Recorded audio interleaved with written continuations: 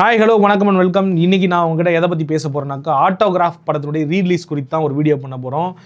பொதுவாக வந்து இந்த விண்டேஜ் படங்கள்லாம் நம்ம மனசுக்குள்ளே எப்பயுமே அசை போட்டுக்கிட்டே இருப்போம். அது வந்து பல நினைவுகளை நம்மளுக்கு ஏற்படுத்தும். ஆனால் நினைவுகளை வச்சே மெமரிஸை வச்சே ஒரு படம் கிரியேட் பண்ண ஒரு ஆள் இருக்காப்புல. கிட்டத்தட்ட இந்தியாவில் ஒரு படம் வந்துட்டு ஒரு கல்ட் கிளாசிக்காக இருந்துச்சு அப்படின்னு அந்த காலகட்டத்தில் வெகு சில படங்கள் தான் அந்த மாதிரி கல்ட் கிளாசிக்காக மாறும். அப்படியான ஒரு திரைப்படம் தான் ஆட்டோகிராஃப்.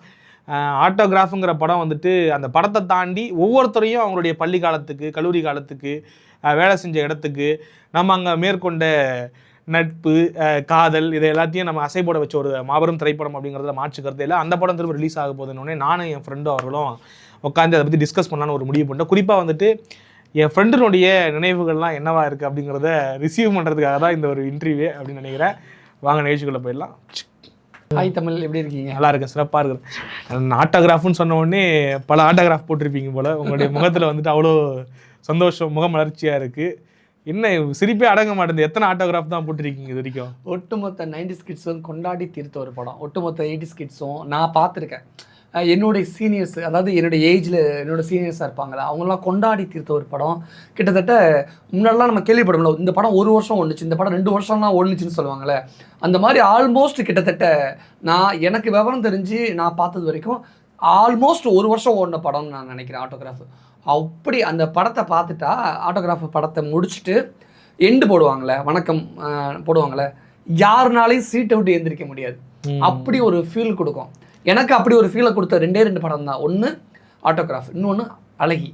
இந்த 2 படத்தையும் எண்டு கார்டு போட்டு காதல் தான் கோரு. ரெண்டுமே காதல் தான் கோரு. நிறைய காதல் பண்ணிருந்தா அப்படிதான்.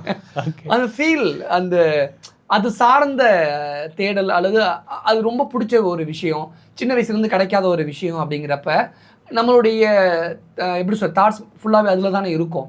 கிடைக்காத விஷயம்னா நான் தான் பேசணும். நீங்கள் ஆல்ரெடி 4-5 கிடைச்சிருக்கு. சிம்பு மாதிரி. ஓகே, ஏமாந்தது எங்க தப்பா? சரி, ஓகே. நிறைய சந்திச்சு கடந்து வந்திருப்பீங்க இல்லையா? காதல்லாம் அப்புறம் வச்சுப்போம். பள்ளியில் படிக்கும்பொழுது சில நட்பு வட்டங்கள்லாம் இருந்திருக்கும்ல. இன்றைக்கும் அவங்க கூட கான்டாக்டு, அந்த கனெக்டிவிட்டிலாம் இருக்கா? இன்னமும் இருக்காங்க. என்னோட க்ளோஸ் சர்க்கிளில் ஸ்கூல் லைஃப் ஃப்ரெண்ட்ஸ் தான் இப்போவுமே ஜாஸ்தியாக இருக்காங்க. என்னோட க்ளோஸ் மேக்ஸிமம் வீக்லி ஒன்ஸாவது எல்லார்ட்டையும் நான் பேசிடுவேன். கான்கால் கூட சமயத்தில் பேசிடுவோம். லாக்டவுனில் இருக்கும் போதெல்லாம் மேக்ஸிமம் ஒரு நாள் ஒரு நாளாவது எல்லாரும் கூட ஸ்கூல் ஃப்ரெண்ட்ஸ் கூடலாம். ஸ்கூல் ஃப்ரெண்ட்ஸ் ஆக்சுவலாக அது பெரிய கிஃப்ட் இல்லை. ஸ்கூல் ஃப்ரெண்ட்ஸ் கூட கான்டாக்ட் இருக்கிறதுலாம் பெரிய 5 பேர் நாங்கள் கேங்கு ஸ்கூல் லைஃப்பில். ஓ, அந்த 5 பேர் ப்ரொடேட்டர் கேங்கா நீங்கள்? நாங்கள் ஆர்ஷா போய் திட்டிட்டு வந்துடுவோம் அப்படின்ற மாதிரி. ஓகே, ஆக்சுவலாக என்னன்னாக்கா சேரன் அந்த படத்தில் அந்த ரோல் பண்ணியிருப்பாரு இல்லை? ஆக்சுவலாக அந்த பள்ளிக்கால ரோல் வந்து அவர் பண்ணியிருக்க மாட்டார், ஒரு சின்ன பையன் ஒருத்தர் பண்ணியிருப்பாப்புல. அது எப்படி பார்த்தீங்க? அந்த படம் பார்க்கும்போது உங்களுக்கு என்ன ஃபீல் ஆச்சுன்னா, அந்த படம் பார்க்கும்போதே நீங்கள் கிட்டத்தட்ட காலேஜ்லாம் முடிச்சுட்டு இருப்பீங்க. கிட்டத்தட்ட உங்களுக்கு காலேஜ் முடிச்சுட்டு வேலைக்கு வந்த டைம் இல்லையா அது? ஏன்னா நானும் அப்போ தான் வந்து பிறந்திருந்தேன். அதனால் எனக்கு வந்துட்டு அவ்வளோவா தெரியாது. கொன்னுடுவேன். ஓ, ஏஜ் ஷேம் பண்ணுறேன். இல்லை ஏஜ் கிஷனாக மாறிடுவேன். ஏஜ் ஷேம் பண்ணல தலைவா. நான் வந்து 2004 வந்துட்டு சின்ன பையன். எனக்கு அந்த படத்தை ரிசீவ் பண்ணுற அளவுக்கான நாலேஜ்லாம் கிடையாது. கிட்டத்தட்ட 97 பிறக்கிறேன் நான். 2004னாக்கா ஆல்மோஸ்ட் 7 இயர்ஸ்ன்னு நினைக்கிறேன். நீங்களாம் ஆக்சுவலாக அப்போ வந்துட்டு காலேஜ்லாம் முடிச்சிருப்பீங்க. காலேஜ்லாம் முடிச்சிருப்பீங்க ஆக்சுவலாக. அப்போ அந்த படம் பார்க்கும்போது உங்களுக்கு அப்போவே அந்த ஸ்கூல் மெமரிஸ்லாம் வந்துச்சா, கடந்து போச்சா? எனக்கு சின்ன வயசில் நான் படித்ததுலாம் அரசு பள்ளியில் தான், சின்ன ஸ்கூல், இந்த எலிமெண்ட்ரி ஸ்கூல். ஓகே, அந்த ஒரு ஃபீல் எனக்கு கொடுத்தது. என்னன்னா, எனக்கு அதே ஊரில் தான் ஸ்கூலு, ஆனால் பக்கத்து ஊரில் இருக்கக்கூடிய பசங்கள்லாம் சைக்கிளில் வந்துட்டு நடந்து வந்துட்டுலாம் போவாங்க. அவங்க கூட சில நேரத்தில் ஸ்கூல் விட்டுட்டு சும்மா அவங்க வீட்டுக்கு நம்ம போவோம்ல, ஸ்கூல் ஃப்ரெண்டோட வீட்டுக்கு போகிறோம் அப்படிங்கிறப்ப வில்லேஜில் அந்த ஃப்ரீடம் இருக்கும். சிட்டிஸ் மாதிரிலாம் பேரண்ட்ஸ் அனுப்பாமலாம் இருக்க மாட்டாங்க. 6 மணி 7 மணிக்கு மேலே தான் பையன் வீட்டுக்கு வந்துட்டானாங்கிற இதே வீட்டில் இருக்கிறவங்க தெரியும். ஏன்னா அப்பா அம்மா வேலைக்கு போயிடுவாங்கல்ல. அப்போ ஸ்கூல் பேக்கை வீட்டில் வச்சுட்டோ, இல்லை ஸ்கூல் பேக்கோடவோ, இல்லை ஸ்கூல் பேக்கை ஸ்கூல்லே வச்சுட்டோ, பக்கத்து ஊரில் இருக்கக்கூடிய ஃப்ரெண்டு கூட சைக்கிள்லேயும் நடந்தே கூட போவோம்.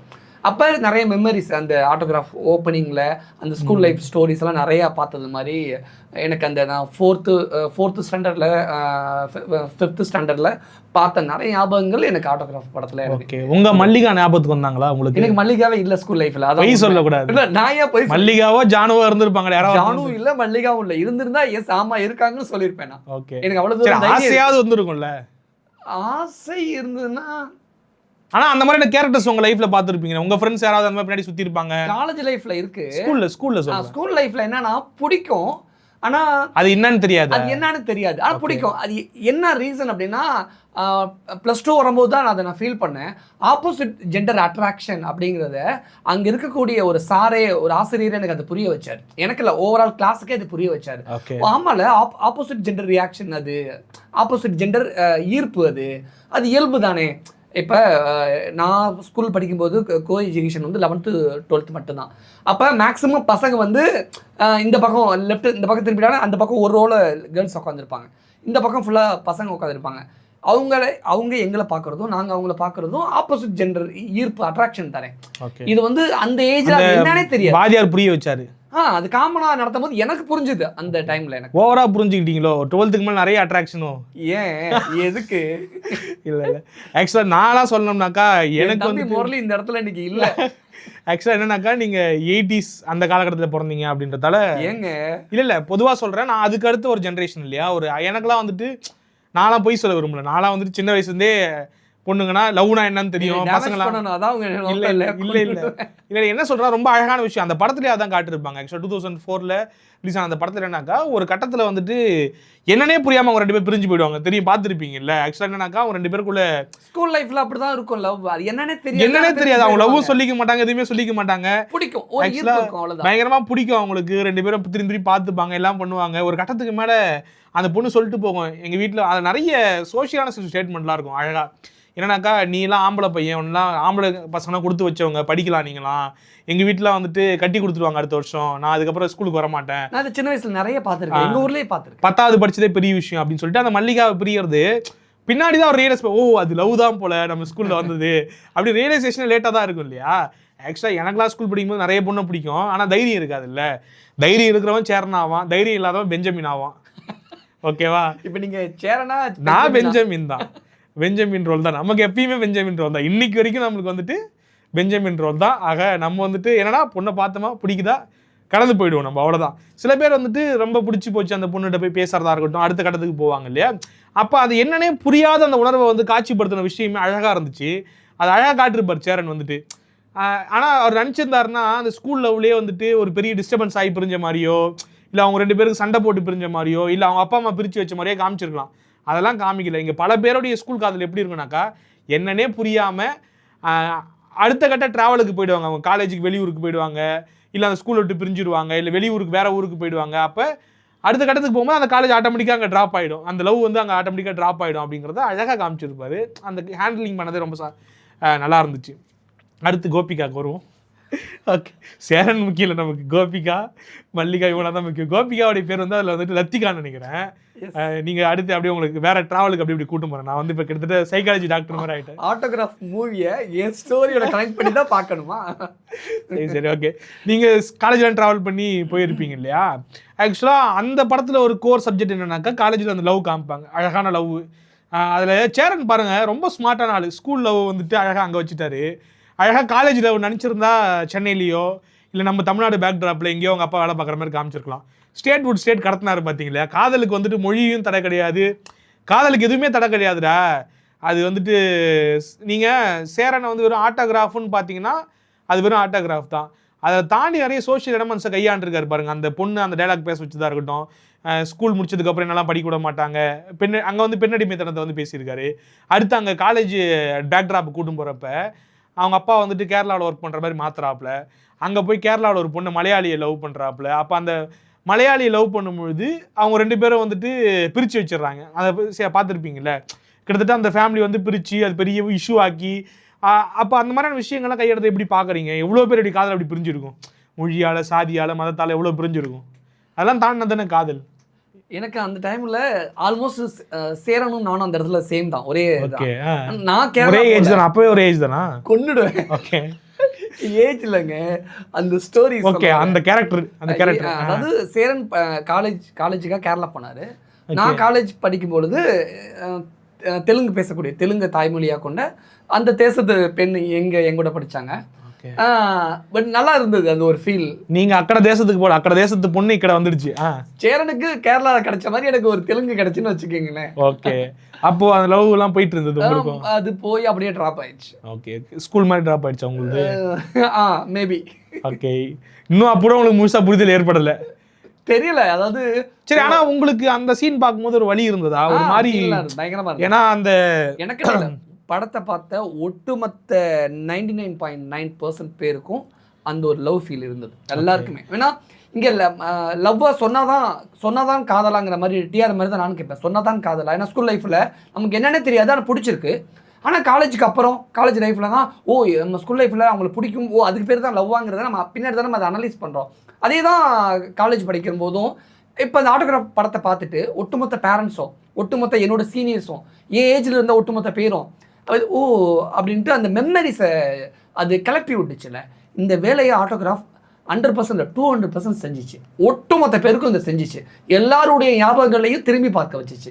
அதனால ஆட்டோகிராஃப் மிகப்பெரிய ஒரு சக்சஸா நான் பார்த்தேன். நான் வந்துட்டு அந்த பிரிச்சு வச்சதுல கூட அவர் கையாண்ட அந்த கதை களத்தை வந்து ரொம்ப அழகா இருந்தது. ரொம்ப அழகா, ரொம்ப ஏன்னா இப்படியாக நிறைய கதைகள் நடக்குது. எப்படி வந்துட்டு அங்க பள்ளியில வந்துட்டு ஒரு பொண்ணு படிக்க முடியாம போய் எத்தனை காதல் முறியுதோ, அதே போல இங்க வந்து சாதி மதத்தாலையும் இனத்தாலையும் வந்துட்டு பாகுபாடு பார்க்கப்பட்டு அப்படியே கடந்து போற, அதாவது பிரிச்சு எறியப்படுற காதல் வந்து நிறைய இருக்குது. அது ரொம்பவே அழகாக காமிச்சிருப்பாரு. நிறைய பேருக்கு ஊன்ஃபுல்லாக இருந்திருக்கும். ஏன்னா எவ்வளோ பேர் வந்து பிரிஞ்சிருப்பாங்க. எனக்கு வந்து அந்த வாய்ப்பு கிடைக்கல. நீங்கள் வந்து டிஆருடைய ஒரு வசனம் ஞாபகப்படுத்துனீங்க. என்னன்னாக்கா சொன்னாதான் காதலான்னு சொல்லிட்டு டிஆர் சிம்புக்கா சொன்னது உங்களுக்காக தான். ஆமா, இப்போ எனக்கு தான் சொல்லியிருக்காரு மாதிரி எனக்கு நம்பிட்டேங்க. சரி, உங்கள்கிட்ட ஒரு பொண்ணு கூட லவ் அப்ரோச் பண்ணதே இல்லை?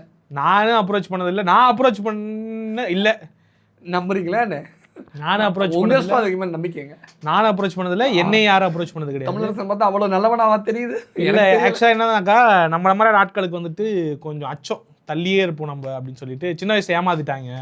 பொண்ணுங்கள்லாம் வந்துட்டு எதிரி மாதிரி காமிச்சிட்டாங்க. ரெண்டாவது நமக்கு பிடிக்குன்ற நேரத்தில் நம்ம போய் சொல்லக்கூடிய அந்த பயம் வந்துடும். அந்த மாதிரி அந்த தள்ளி தள்ளி அப்படியே நிறைய பேர் என்ன மாதிரி நாட்கள் தான் அதிகம். மெஜாரிட்டி பாப்புலேஷன் இருக்காங்க 90s. இப்போ 2K அப்படி கிடையாது. 90s என்ன மாதிரியான ஆட்கள் நிறைய பேர் இருக்கிறாங்க. 80s அப்பவே சேட்டை பண்ண ஆட்கள் உங்களை மாதிரியான ஆட்கள் இருக்கிறாங்க.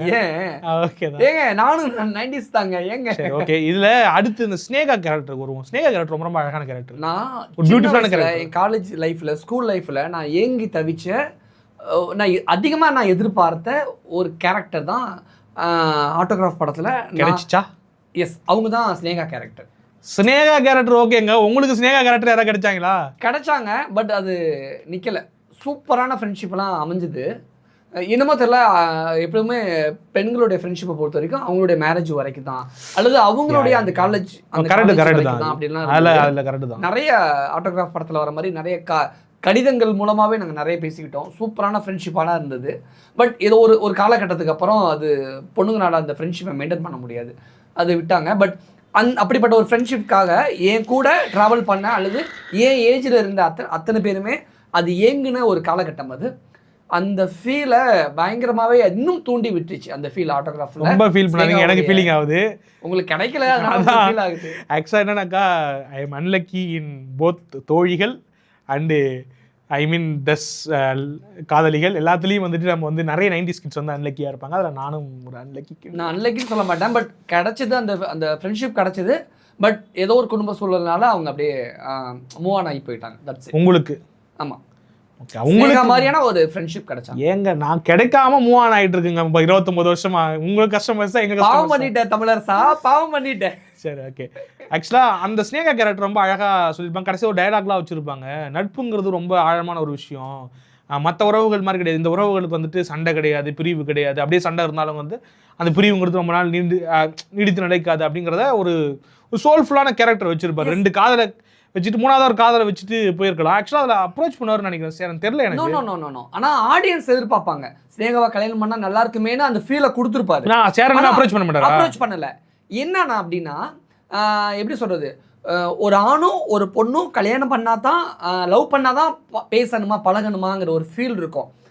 சேரனே லைட்டாக ஒரு தடுமாற்றம் இருக்கும். ஆனால் அந்த தடுமாற்றத்தை ஸ்னேகாவாலே உடைக்க வச்சிருப்பாரு. ஸ்னேகாவாலே ஒரு டைலாக் கொடுத்து அவருடைய ஓகே இப்படி வச்சுக்கலாம். Every men and woman relationship won't be ended in love அப்படின்னு வச்சுக்கலாமா? மேபி இது வந்து ஒரு குட் ஃப்ரெண்ட்ஷிப்பாக இருந்துட்டு போயிடலாம். நிறைய படங்கள் உதாரணம் பொண்ணு ஒரு பையனும் பேசினாலே இது காதல் தான் ஏன் தப்பா நினைக்கிறீங்க, இப்படியான ஒரு ஃப்ரெண்ட்ஷிப் இருக்குங்கிறத ரொம்ப அழகா சொல்லியிருப்பாரு. அதை தான் நானும் சொல்ல வரேன். அது ஸ்னேகா அப்படி புரிய வைப்பாங்க, நீ நானும் வேற ஒண்ணுடா, இதை தாண்டி ஒண்ணு அழகான ஒண்ணு நம்ம அப்படிங்கறத புரிய வைப்பாங்க. அதாவது அவரே தடுமாற்றத்துல இருப்பாரு.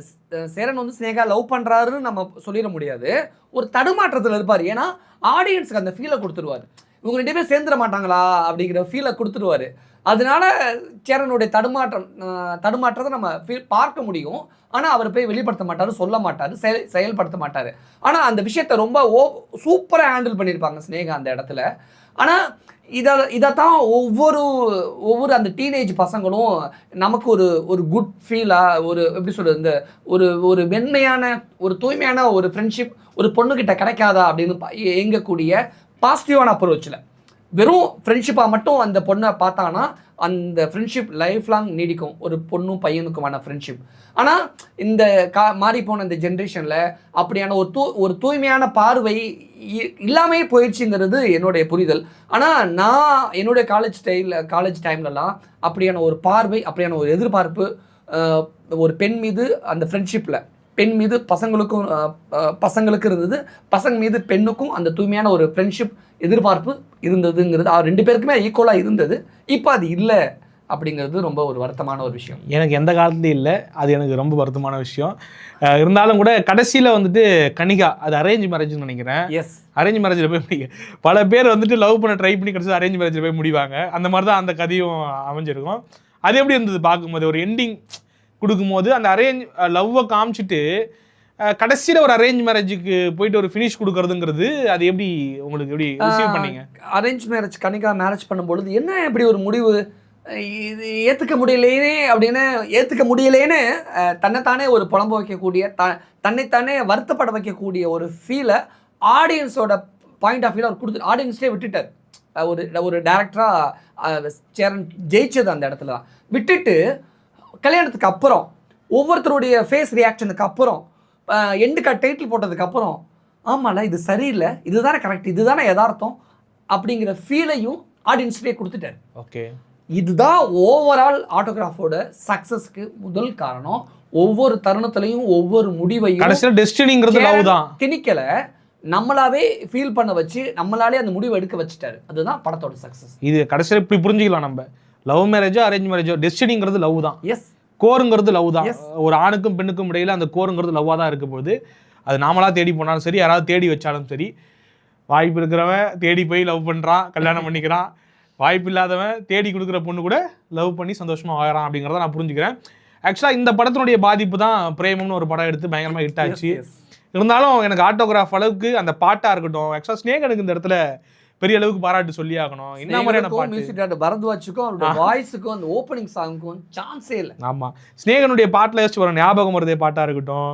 அடுத்து வந்துட்டு அந்த பாட்டை பாடின பரத்வாஜா இருக்கட்டும், தமிழ் படிக்க ஆசை வந்துச்சா வந்தல்லோன்னு சொல்றதா இருக்கட்டும், இல்ல வந்துட்டு மலையாளம் தமிழ்நாட்டு வெக்கம் வந்துச்சா வந்தல்லோன்னு அவங்க சொல்றதா இருக்கட்டும். கொலவெறி சாங்க்கு முன்னாடி அந்த தங்கிலீஷ்க்கு முன்னாடியே இது ஒரு இதா வந்துருது, ரொம்ப அழகிய தமிழோட வந்திருந்தது.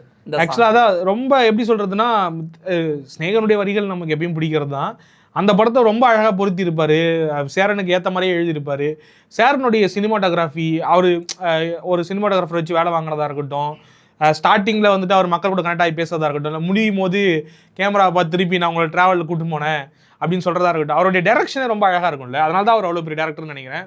இன்றைக்கி தமிழ் சினிமாவில் பெரிய அடையாளம் இல்லாமல் இருக்கலாம் பல காரணங்களால், ஆனால் அவர் எடுத்த எல்லா படமும் நீங்கள் யோசிச்சு பாருங்களேன். பாரதி கண்ணம்மாவாக இருக்கட்டும், வெற்றி கொடிக்கட்டாக இருக்கட்டும், அதுக்கப்புறம் எடுத்த பாண்டவர் பூமியாக இருக்கட்டும், இல்லை ஆட்டோகிராஃபாக இருக்கட்டும், இல்லை தவமாய் தவம் இருந்தா இருக்கட்டும், எல்லா படமும் ஞாபகம் இருக்கு பாருங்க. நம்ம ஒரு நல்ல கிரியேட்டர் ஜேகே நண்பனின் வாழ்க்கையாக இருக்கட்டும், ஜேகே நண்பனின் வாழ்க்கை கூட எனக்கு ரொம்ப பிடிச்சிருந்தது, அவ்வளோ நல்லா இருக்கும் அந்த படம். ஆக்சுவலாக என்னக்கா அவர் எடுத்து எல்லா படமுமே வந்துட்டு சூப்பர் டூப்பர் படம். இன்னைக்கு வந்துட்டு அவரை வந்துட்டு யூட்டிலைஸ் பண்ண தெரியலன்னு நினைக்கிறேன் தமிழ் சினிமாவுக்கு. இன்றைக்கும் அவர் பயங்கரமாக கதை எழுதி நல்லா பண்ணக்கூடிய ஆளுன்னு தான் நான் பார்க்குறேன், நல்ல கிரியேட்டர் தான். அவர் எடுத்த எந்த படமும் நம்மளை வந்துட்டு போர் அடிக்க வச்சதே கிடையாது. நான் சொல்கிறேன், இந்த ஜேகே நண்பனின் வாழ்க்கை நிறைய பேருக்கு வந்ததான்னு கூட தெரியாது. ஆக்சுவலாக அவர் பெரிய போராட்டத்துக்கு நடுவில் அந்த படத்தை ரிலீஸ் பண்ணார், சிடிலாம் போட்டு கொடுத்தாரு, டேரக்ட் டு ஹோம்னு சொல்லிட்டு D2Hன்னு ஒரு கான்செப்ட் அப்போலாம் எடுத்துகிட்டு வந்திருந்தாங்க. அப்போ வீட்டுக்கு எடுத்துமே சிடிலாம் கொடுத்து டேரெக்டாக அவரே விற்றார். அந்த படம் வந்துட்டு உண்மையிலேயே வந்து சூப்பராக இருக்கும். நீங்கள் ஒரு வாட்டி வாய்ப்பு கிடைச்சா பாருங்கள், அவர் எடுத்த எல்லா படமும் சூப்பராக. அதில் இந்த படம் வந்துட்டு எக்ஸ்ட்ராடனரி. கிட்டத்தட்ட 4 நேஷனல் அவார்டு வாங்கியிருக்காருன்னு நினைக்கிறேன். எல்லா படத்துக்கும் அவார்டு நினைக்கிறேன். அப்படி தேசிய கீதம்லாம் செம்ம பொலிட்டிக்கல் படம். தேசிய கீதம் ஓகே பொற்காலத்துக்கு அடுத்து வந்த படம் நினைக்கிறேன். ஓகே செம்ம மூவி. ஒரு அரசியலை அந்த நேரத்தில் செவுட்டில் அடித்த மாதிரி சொன்ன ஒரு படம். செம்ம அரசியல் படம். ஓகே. ஆக்சுவலாக அவரை பற்றி பேசணும்னா பேசிக்கிட்டே இருக்கலாம். அவருடைய படங்களை தனித்தனியாக எடுத்து டிஸ்கஸ் பண்ணக்கூடிய அளவுக்கு ரீரிலீஸ் ஆகுது ஆட்டோகிராஃப். நம்ம இதை பேசிடணும். என்னப்பா பிரேமம், என்னப்பா 96 ஆட்டோகிராஃப் போய் பாருங்கப்பா. 2K கிட்ஸுங்களா, ஜென்சிங்களா, மிஸ் பண்ணிடாதீங்க அப்படின்னு சொல்கிறதுக்காகத்தான். எனக்கு விவரம் தெரிஞ்சு தமிழ்நாட்டில் ஒரு வருஷம் ஒன்ன படம். ஆமாம். அதில் பெஞ்சமின் கேரக்டர்லாம் சூப்பராக வடிவமைச்சிருப்பாங்க. பெஞ்சமினோட ஒரு காமெடிலாம் இருக்குது. அதை நான் இப்போ சொல்லலை, என் வீடியோக்கு வச்சுக்கிறேன் நான். Tata bye bye. ஓகே. நிறைய விஷயங்கள் நம்ம மனசு வந்து எப்படி சொல்கிறது, பல ஞாபகங்களே நம்ம 2 பேருமே போய். நான் இல்லை, நீங்கள் எனக்கு எதுவும் சொன்னால் ஒத்துக்க மாட்டீங்க. ஓகே. நிறைய விஷயங்கள் ஷேர் பண்ணிக்கிட்டீங்க. எனக்கு நன்றி. Tata bye by.